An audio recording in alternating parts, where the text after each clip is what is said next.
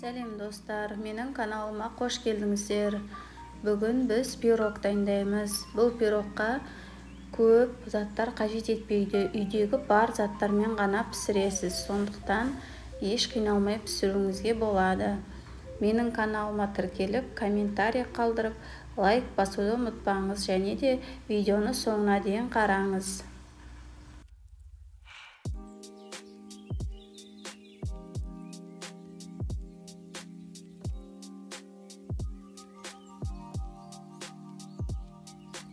Пирогымызға қажетті ингредиенттер: ұн,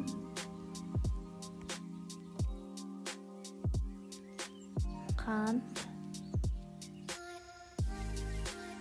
какао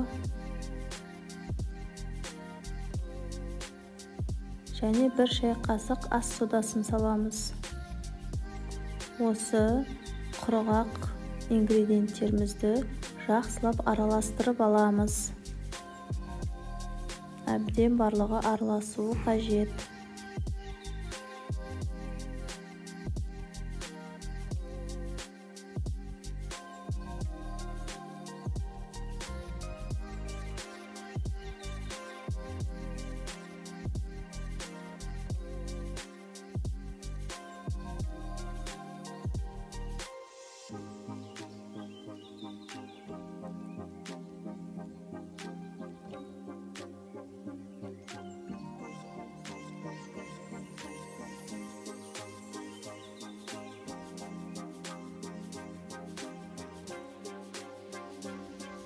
Осы құрғақ ингредиенттерімізді араластырып болған соң жұмыртқамызды саламыз. Күнбағыс майын құямыз. Кейін сүтімізді құйып, барлығын жақсылап миксермен араластырамыз. Миксермен жақсылап араласуы қажет. Миксермен араластырып болдық. Енді 1 шай қасық уксусымызды құямыз да жақсылап қайтадан қасықпен араластырамыз.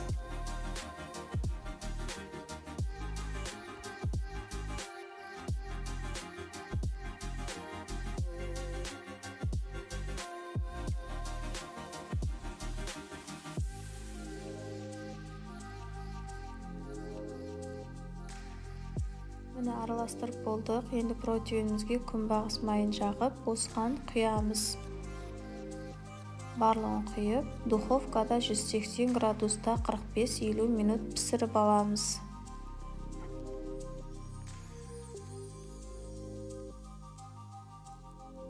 Міне біздің пирогымыз пісті. Енді біз бұны жақсылап суытуымыз қажет. Әбден суы қажет.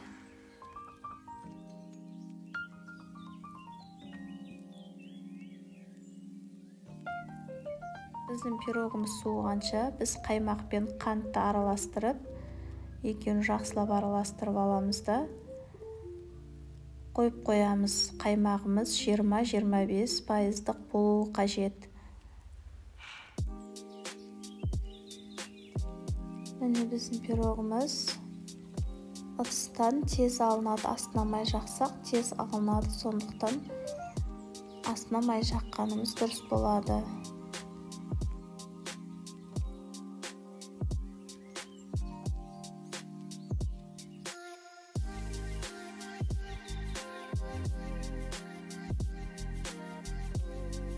Міне жіпті аламыз да ортасынан 2-ге бөлеміз.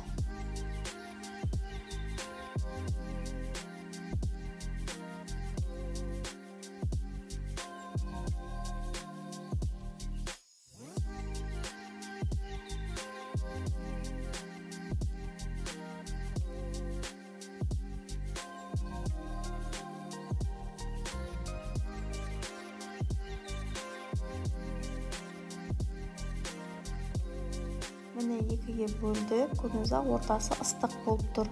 Бұны да жақсылап суытуымыз қажет.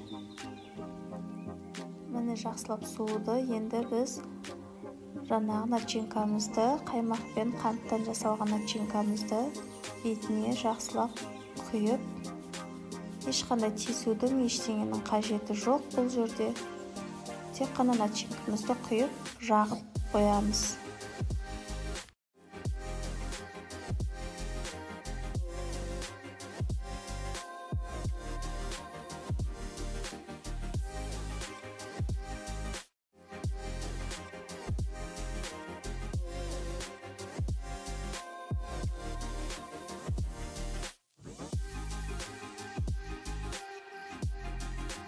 Міне біреуіне жағып болдық, енді екіншісіне жағамыз.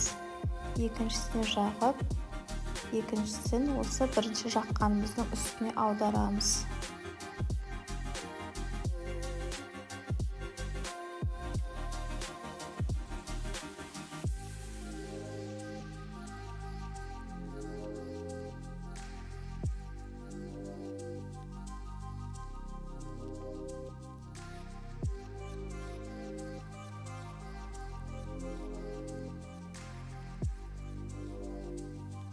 Аударып болған соң бет жағын пышақпен тесіп жібергеніміз жақсы болады. Өйткені бетіне қайтадан біз жаңағы қаймақ пен қанттан жасалған начинкамызды құямыз. Сондықтан арасына өтіп, дәмді болып шығу үшін осылай бетін пышақпен тесеміз. Осылай начинкамызды сыртына барлық жеріне жағамыз. Кейін жағып болған соң тоңазытқышта 1 сағатқа қойып қойғанымыз дұрыс болады. Егер сізде қоятын уақытыңыз болмаса, сол бойда жеу беруіңізге де болады. Міне осындай дәмді пирогтарымыз дайын болды. Менің каналыма тіркеліп, комментарий қалдырып, лайк басуды ұмытпаңыз.